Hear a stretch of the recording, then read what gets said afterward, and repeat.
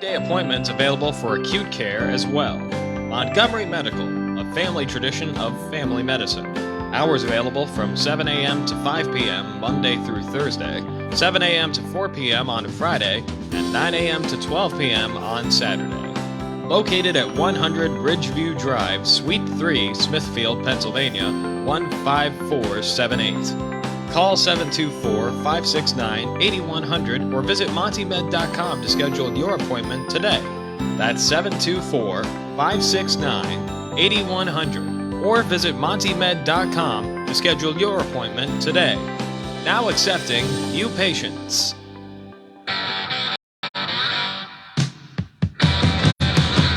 This is The Great Outdoors with Jason White, exploring the great outdoors in Pennsylvania and beyond.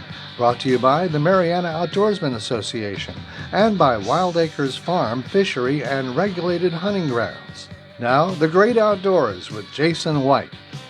Hello, friends. I'm Jason White. Welcome to another show of The Great Outdoors. My special guest and co-host today, Jennifer McIntyre. Hi, Jen. How you doing today? Good, Jason. Well, for those that don't know, Jen actually has her own show. It's Energy with Jen and Sarah. Energy First. Oh, Energy with First. Sarah and Jen. Energy First. I apologize. I apologize.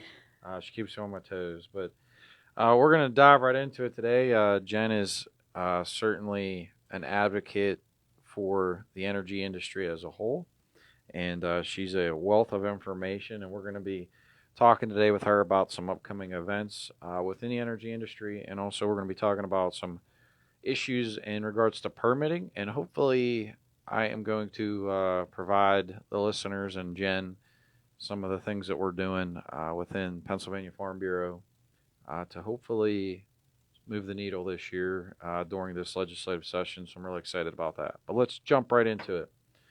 If you love to fish, you should join the Mariana Outdoorsman Association. You're not going to go anywhere else in Pennsylvania and catch the quality, quantity, and variety of trout, browns, brooks, tigers, rainbows, golds, and or if you want to call them palominos. But if you want to make some amazing memories and catch some of the biggest fish of your life, you need to join the Mariana Outdoorsman Association. You can do that at marianaoutdoors.com, or you can come check us out in person. We're always giving tours. We do specially scheduled tours, and by all means, our door is always open. We treat everybody like family, so please come check us out. That being said, some of the upcoming events, we've already stocked trout this year over 10 times, and we got some really cool events upcoming. April the 15th is our annual cleanup day. That's our rescheduled date from a cancellation from a few weeks ago. But you know, we really just kind of grab the bull by the horns every year and try to do our effort as best we can as citizens to just clean up along our local roads and waterways. I know I said this on the last show. If you can just take an hour or two one day and take a little store bag and go fill it up in your community, if everybody does a little bit amongst everybody, makes a big difference. So I really hope that everybody will heed that and do your part. But April 15th, 9 a.m., we'll be meeting at Wild Acres Farm. That is 1997 Morey Road, Clarksville, PA, 15322.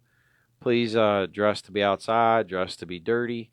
But we'll have gloves, vests, trash bags, everything basically that you need to participate. Like I said, just dress accordingly. You might want to have a change of clothes potentially. Hopefully it doesn't rain, but it'll be a good event. You get to see and appreciate how much trash gets compiled by people in a year's time. So really look forward to that. Looking ahead, we're going to continue to enjoy trout fishing during the spring months. I know a lot of our members and even people that come for day passes enjoy it, you know, from October, basically. Some of them enjoy it 12 months out of the year at our facility. But right now is an amazing time. The weather's really beautiful. So come and see us. April the 28th, we're going to be doing another trout stocking. Again, that's April the 28th. That's a Friday. That'll be at 3 p.m. If you've never had the opportunity to stock trout, or if you haven't seen that process, come. You're more than welcome to participate. We're going to be having another stocking May the 18th, and the reason that the stock dates are so close is on May the 19th. the Appalachian Pipeliners Association will be hosting an annual event. I'm hoping it'll be an annual event at the Mariana Outdoorsman Association. It is the 2023 Troutmasters tournament.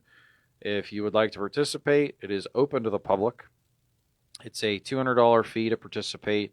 There's actually it's geared at fly fishing, so we're trying to really bolster fly fishing and also trying to have a tournament that's fair, because if anybody knows fishing really well, fishing with live bait as opposed to flies and using different artificial baits definitely can not only be an advantage, but certainly can actually turn the fish off in some capacity. So we're just trying to have a nice event to raise some money for the Appalachian Pipeliners Association.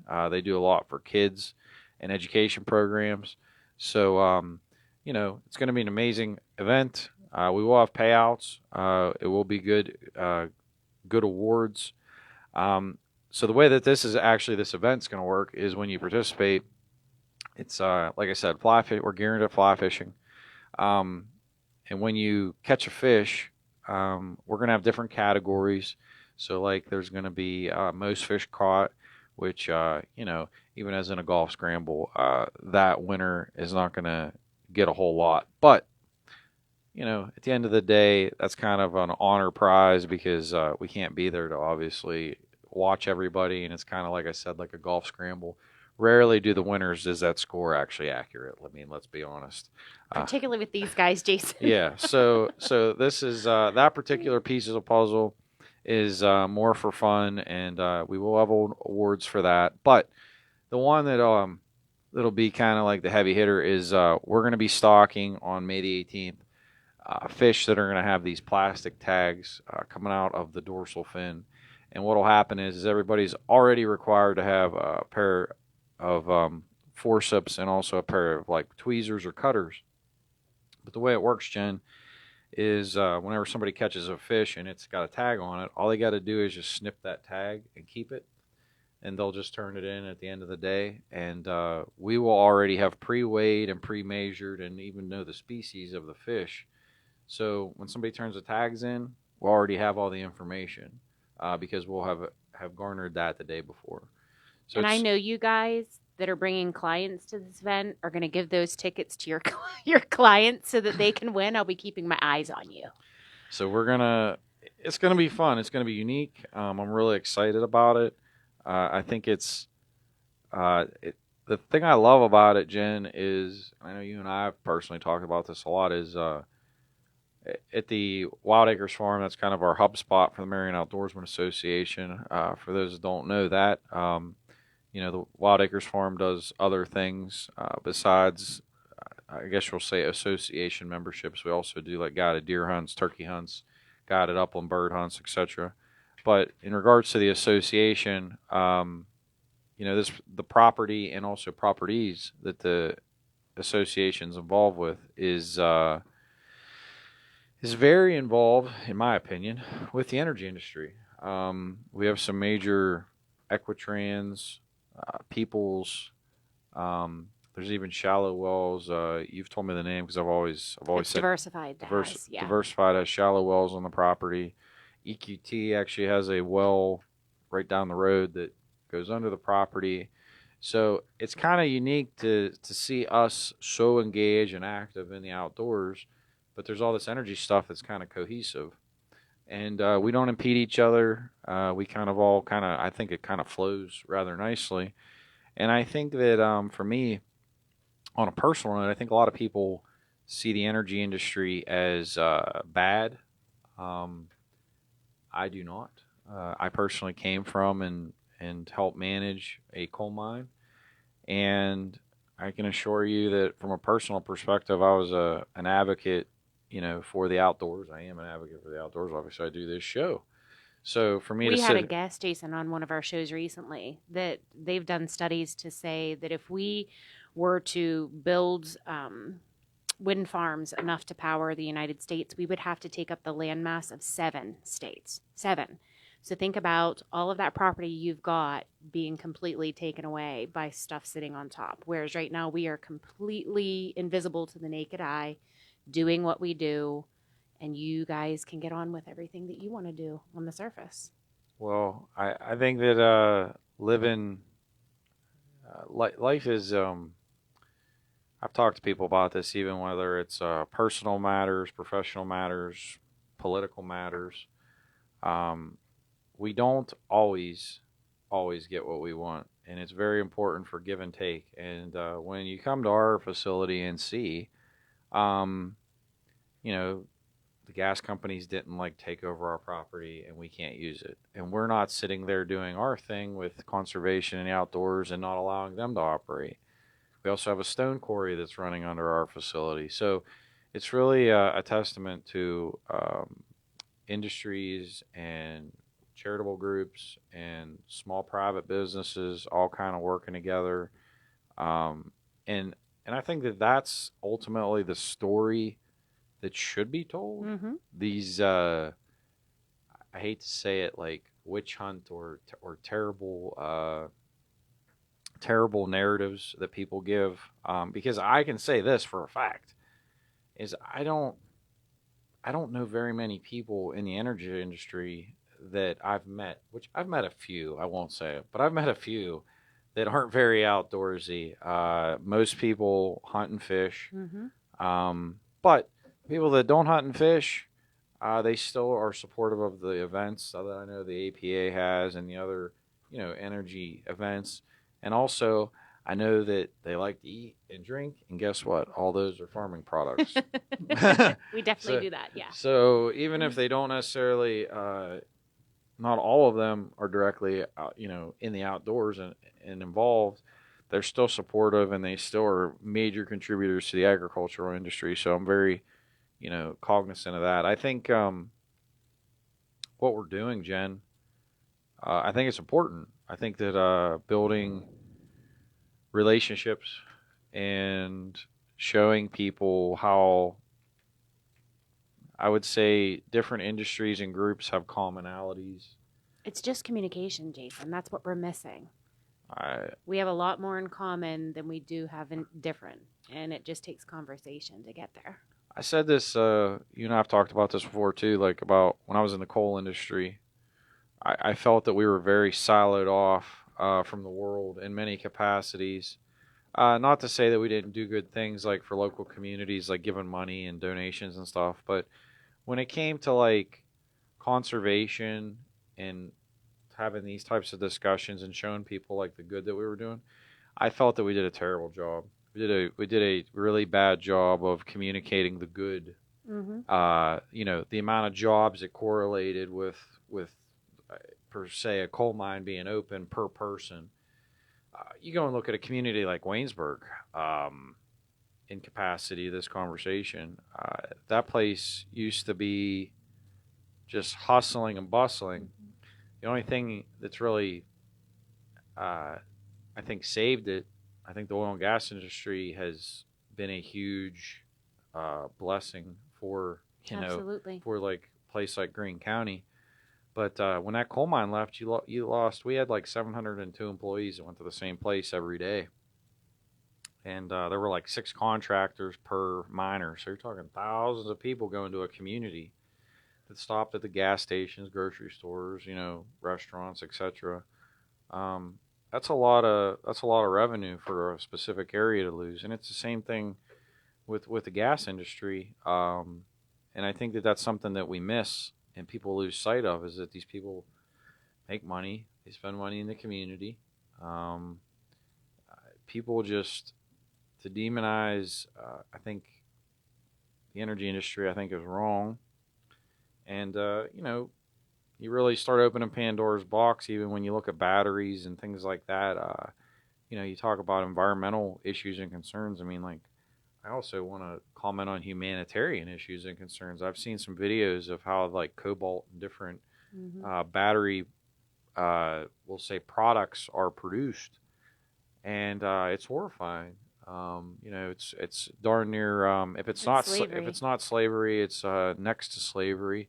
in some of these third world countries. So, And it's children quite often. I mean, it's I much rather see, without a shadow of a doubt, a coal mine operating efficiently and effectively safely. and also the oil and gas industry is doing the same. And I think we've lost a lot of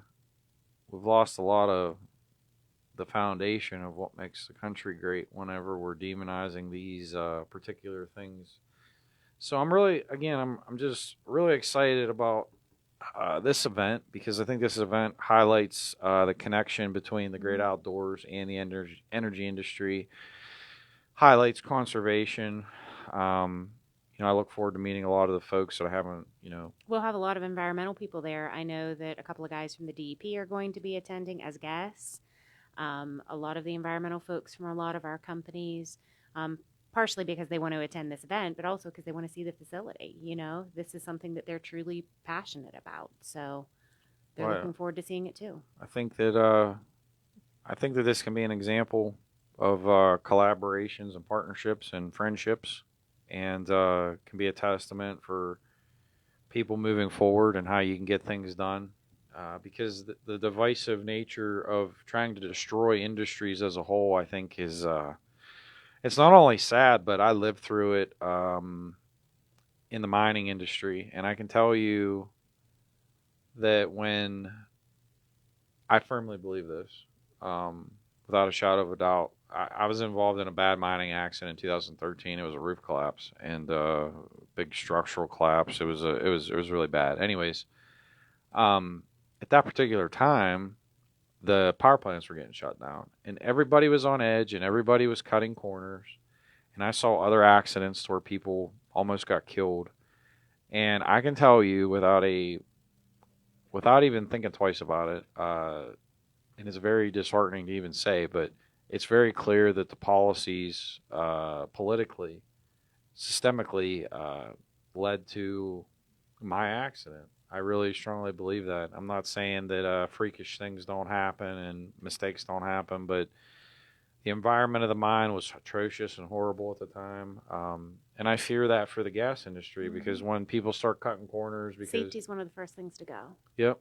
And safety gets cut. And I can tell you, whenever I was at the mine, that's exactly what happened. People started becoming standoffish with one another. It was like, oh, I got to save my own hide because I don't want to lose my job. Mm-hmm. So, friends became enemies. And safety went out the door. That was my strong feel on it. I will live the rest of my life with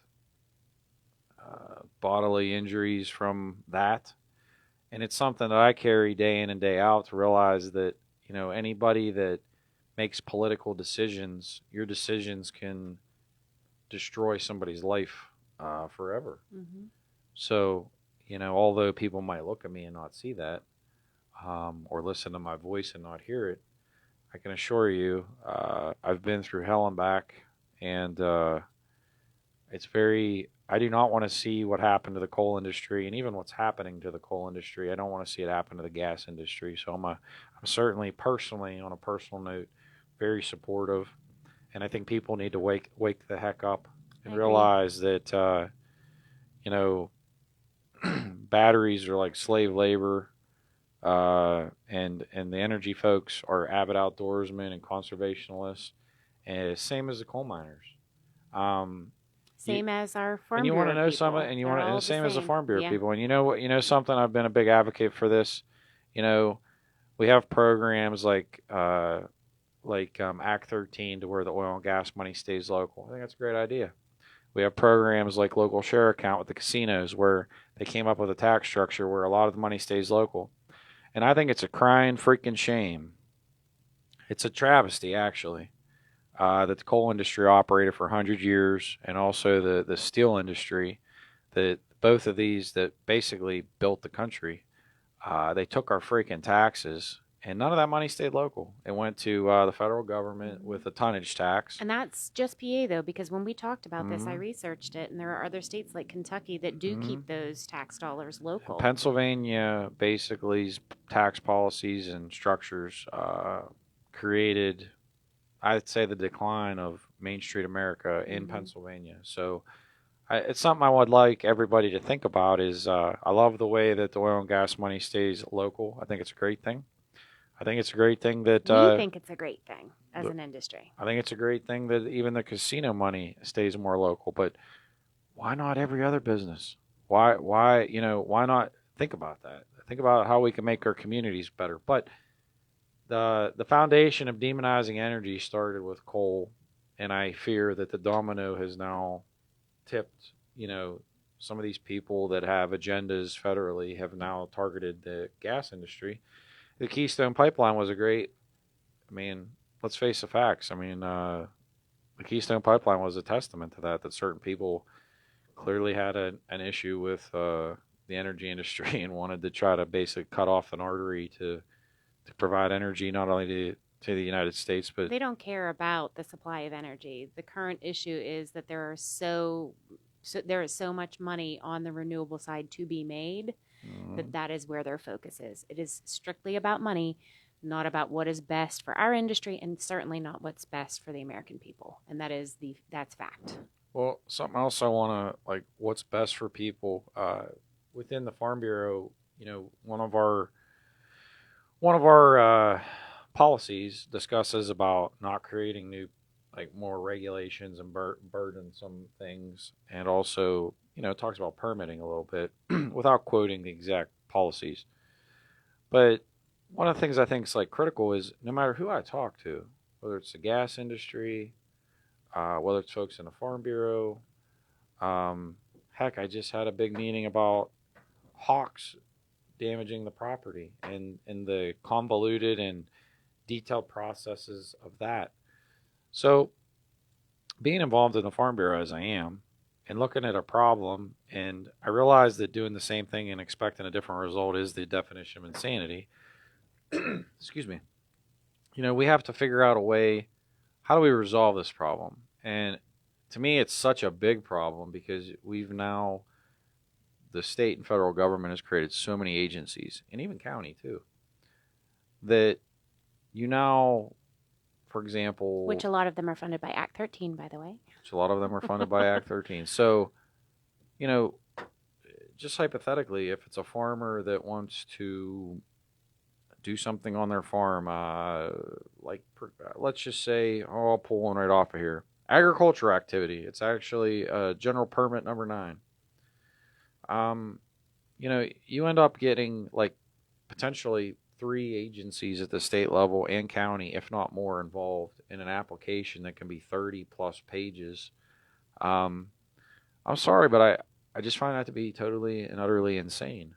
I mean, in the energy sector, we have the same thing. The difference is that we have people that are paid large amounts of money to complete these applications. I can't imagine an average citizen attempting to go through the same permit processes that we have to, and they are having to. It literally almost makes it impossible, I would imagine.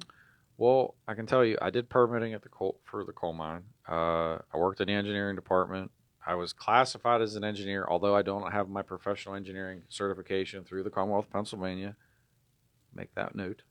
But yes, I did do basically all the engineering work, and then my boss basically stamped, I did everything, and he comes in and puts a little... Don't you love bosses? Put the little seal on it. But yeah, I would go through all that, and yeah, I was paid a nice salary to do permitting.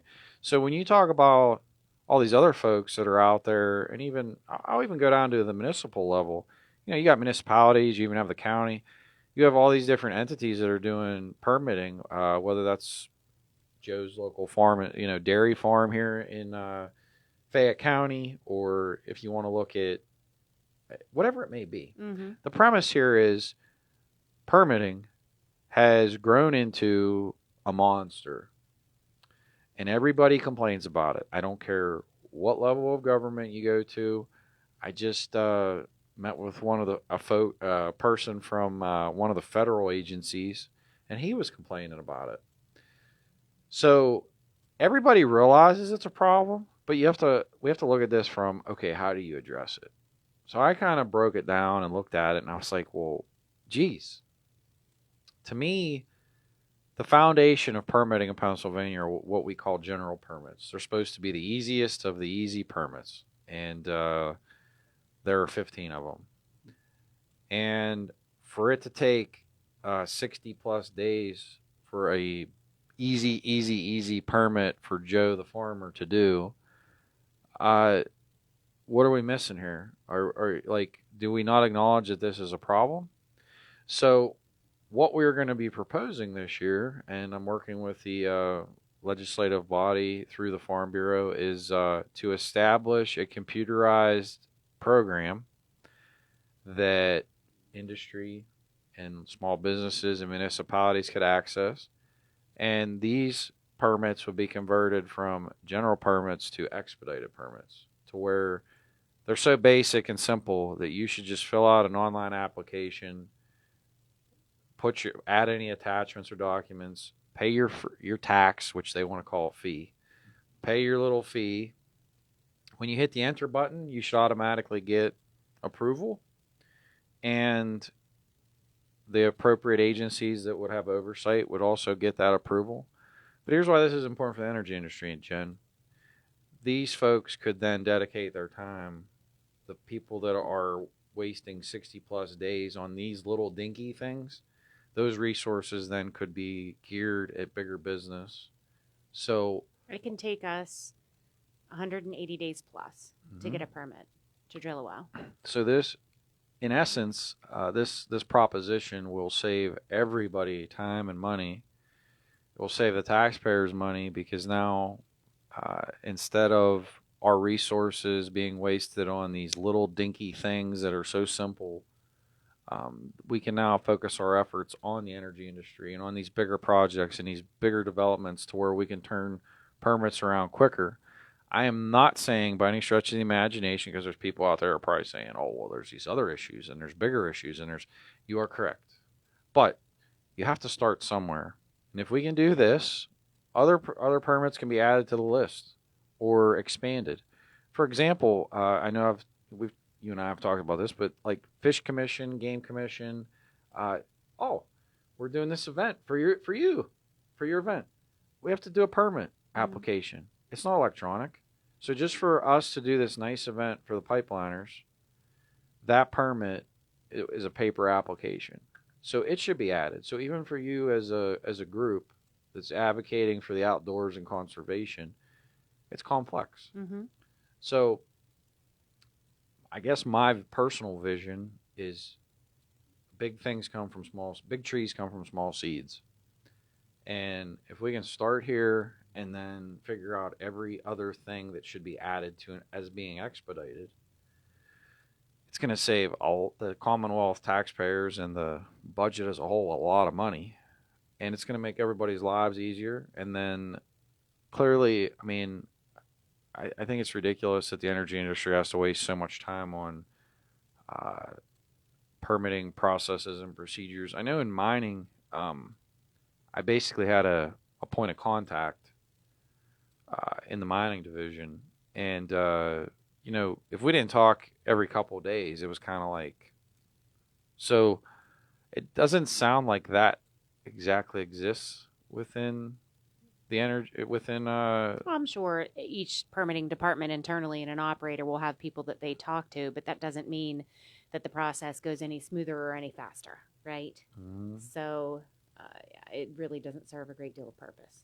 And I would also question, and I don't know this to be fact. I guess it's just kind of like a hypothesis, but, are these people reviewing these permits, do they actually come from the industry and understand, the importance of the industry, and do they respect what they're even looking at? Because if you're somebody that just popped out of college, I'm not saying this is all of them, but if somebody just pops out of college and you have no understanding or respect, zero field experience, yeah. If you don't have any experience, then I would question the best interest of somebody like that reviewing permits. And I've dealt with that myself.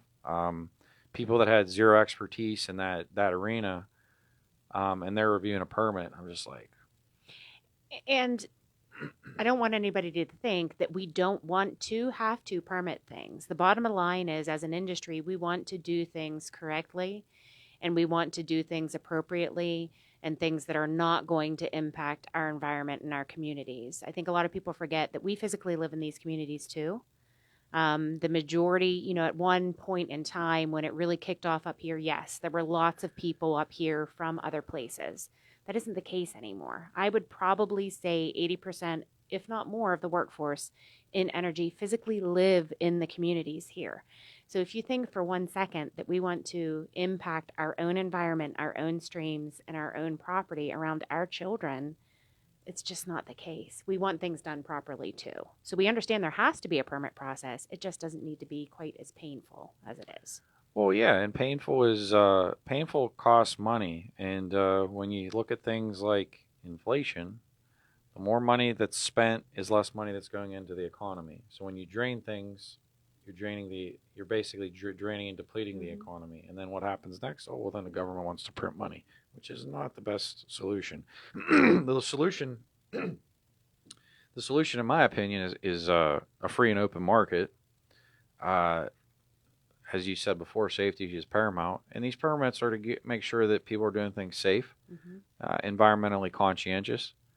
But also, this is why I think even with these permits, there should be standard procedures that people could pick from. Like, this is a standard safe practice. Yep. For example, we do it every day. Something as simple as when I'm putting in fish habitat, the Fish Commission provides like 30 different drawings of here's designs of what it should look like. Okay, I'm going to pick option number 3, just being hypothetical. And that's what I'm going to do for this permit application. That same premise follows down to, I'm going to put in fencing along a riparian buffer zone along a stream embankment, or I'm going to do stream bank stabilization, or, I'm a gas well and we're going to cross a little stream, we need to put a culvert ditch. Like, those are general permits. Like, even if you're a gas company and that's what you got to do. Or, for example, I'm a gas company and I'm going to install a pipeline. Okay, standard depth of cover. This is, how are you grubbing the trees? Like, it's all a process. That's one thing that coal mining taught me. And even with what I'm doing with the outdoors, when I do stuff, everything's seasonal. It's become now in my life.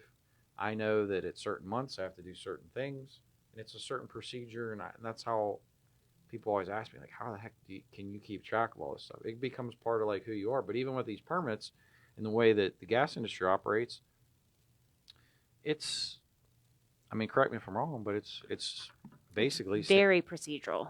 Procedural. Yes. You know what you're doing. Like, when you're going to go install a pipeline, there's procedures. When you're going to put a gas well in, there's procedures. When the rig comes off, there's procedures. When you're going to put the head on and tap it into the pipeline. So, the whole thing is not repetition. It's not like we're reinventing the wheel every time this happens. So when you go to look at permits, it's the same concept. And that's where I think we're getting bogged down here is, like, Joe Smith retires, and I've been dealing with him, and I've built a relationship with him, and he works for, let's just say, the DEP, and he's reviewing my permits.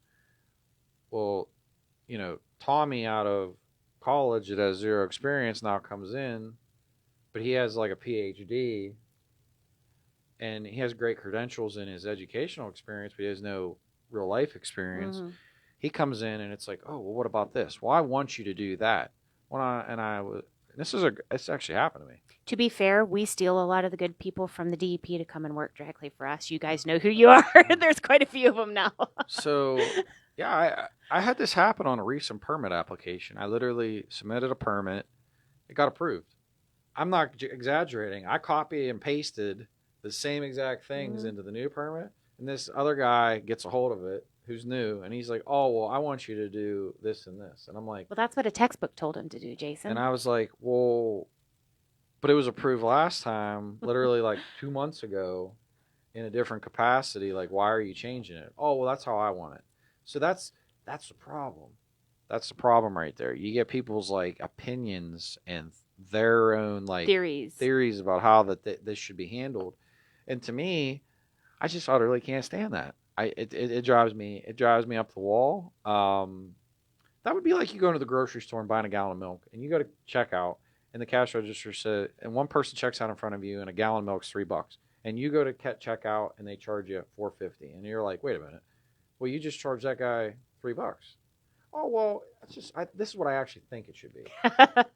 like no, that's not going to fly. I'm not digging what you're selling, because it's just, and this is the same premise when it comes to permitting. There's too many variables in it. It's not fair. It becomes too complex, and when you look at not only our economy, but even, I question, everybody keeps preaching about conservation, the environment, all this stuff. I don't even know what they tax the industries. I don't know what they're even doing. I live in Washington County, and I know what I'm doing, and I'm doing a lot with my hands in regards to habitat improvement for wildlife and fish, macroinvertebrates. Like, the things that we're doing, I see as a tremendous benefit to the environment. These other things that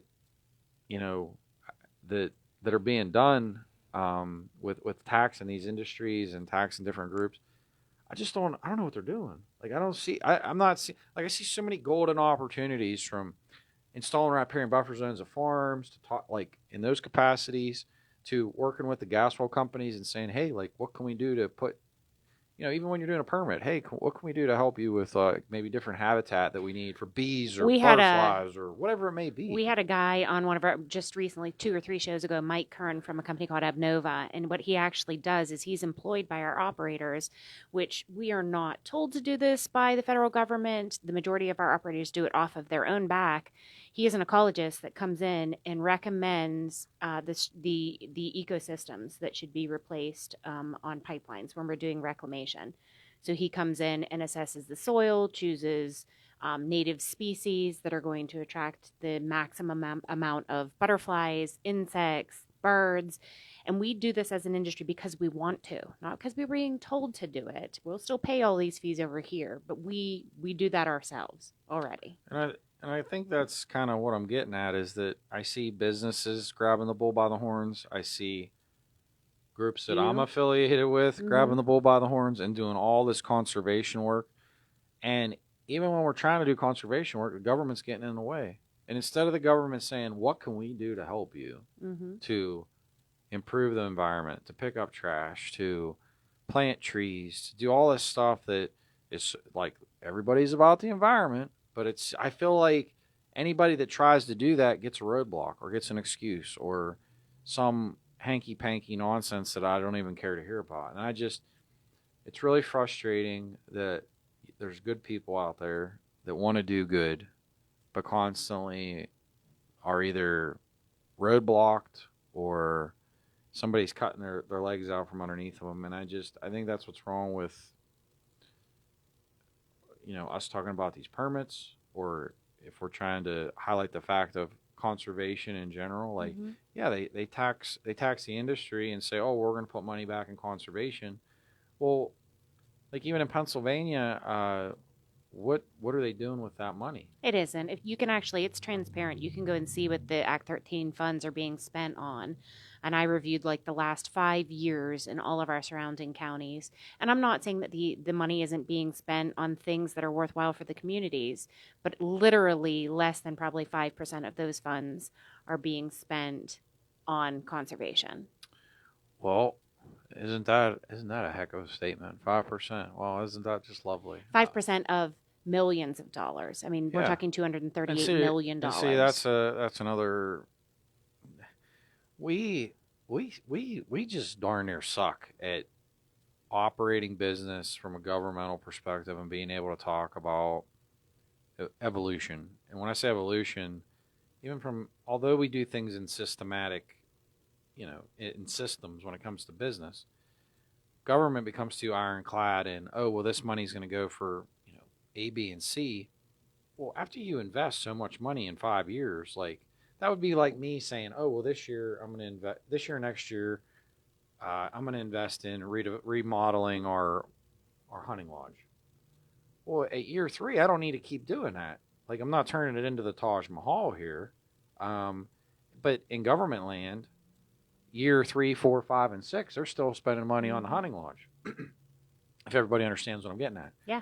Like you have to adjust and invest in different things and look at other opportunities. And hence this whole thing about conservation, we miss the opportunities for incorporating the universities and kids, involving the Farm Bureau and getting a lot of the farmers to be involved in conservation and different opportunities. Working with the energy sector who's already doing this conservation. Working with the energy sector and talking about different things that are needed. Seeds that should be planted on pipelines. What can they do around gas wells as part of the permitting process? There's just so many missed opportunities. And every problem, in essence, is an opportunity. And I think that, us talking about the permitting, permitting is one word, but there are so many different things that applies to. And I think that these general permits are a foundation point. It's a stake in the ground. Point. It's a starting spot. It's a starting point that we can then grow from. And whether it's an event permit for you to have a fishing event, which is May 19th, Appalachian Pipeliners Association. May 19th, Appalachian Pipeliners Association. And you can participate via 2 opportunities here. You can either do it by the Mariana Outdoorsman Association website, which is marianaoutdoors.com, the Mariana Outdoorsman Association Facebook page, or you can go to the Appalachian Pipeliners Association at www.appalachianpipeliners.org. And it is worth saying, if you do become a member of the Appalachian Pipeliners Association, it's $75 a year. You do not have to be in the pipeline sector because we embrace everybody. Pipelines service every American in this entire country. We've just opened our scholarship fund. We give away $75,000 a year. Applications are being accepted, and the average scholarship is about $3,000 a year. So it's definitely worthwhile going and having a look. Well, it's certainly exciting to think that we got a lot of conservation things lined up here, Jen. Whether that's our cleanup day, whether that's getting all these folks together and sharing, I guess, our visions and our like-minded attitudes. Everybody will get to see some of the projects that we're working on and that we're striving for. This fall, we're doing a big habitat improvement project on our stream called Daniels Run, located in Washington County. So, we're just trying to raise awareness, trying to do different things that we can collectively do together to make a difference. And I know one thing for sure. I can do it a heck of a lot cheaper in the private sector than I can through the government. So, it's really been... it's really exciting. I thank you so much, not only on behalf of the Pipeliners, but as a friend, for all that you do to advocate for the outdoors and energy. And again, if anybody would like to attend this event, it is May the 19th. It is hosted by the Appalachian Pipeliners Association, but it will be at Wild Acres Farm. That is 1997 Morey Road, Clarksville, Pennsylvania, 15322. And again, you can get the information for the event either at the Mariana Outdoorsman Association Facebook page, the MarianaOutdoors.com, which is the website, and you can also visit www.appalachianpipeliners.org to register. Jen, thank you. Thanks for having me. Everybody out there, I hope you enjoy the great weather. Go wet a line, enjoy nature, and make some memories with your family and friends. And we will see you next week, folks. Thank you. And this has been The Great Outdoors with Jason White, brought to you by the Mariana Outdoorsman Association on your local station, WMBS. The weather watch, partly sunny this afternoon with a high of 85, then showers tonight with a chance of thunderstorms and a low of 52. Showers and a chance of thunderstorms Thursday with a high of 63, then falling to 54 during the day. Partly sunny Friday and a high of 56.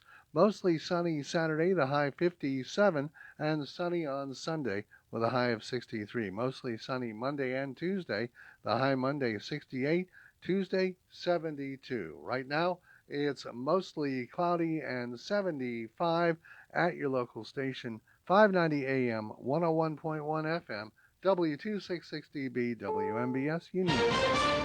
This is CBS News on the Hour, sponsored by Steel. I'm Steve Kathan. Former President Trump testing the judge who heard the not guilty plea at his arraignment yesterday and targeting his family. I have a Trump-hating judge with a Trump-hating wife and family whose daughter worked for Kamala Harris. Trump was warned against making inflammatory comments. Correspondent John Dickerson spoke with Trump attorney Joe Tacopina on CBS Mornings. Statement of fact. A statement of fact based on the Daily Mail's reporting and others reporting that the judge's family members work for Kamala Harris. But it's a fact that it's a Trump-hating judge? It's a fact. It's an opinion of someone who's been put through a political persecution, John. It's not a fact. It's an opinion of someone who has the right to feel aggrieved. A federal court has ordered Stormy Daniels, a key figure in the hush money case, to pay an additional $122,000 for Trump legal fees in her failed defamation suit against him. Political shift in North Carolina. Republicans now have enough votes to override vetoes from the Democratic governor, now that Representative Tricia Cotham has joined the GOP. The party that best represents me and my principles and what's best for North Carolina is the Republican Party. Rough weather's in the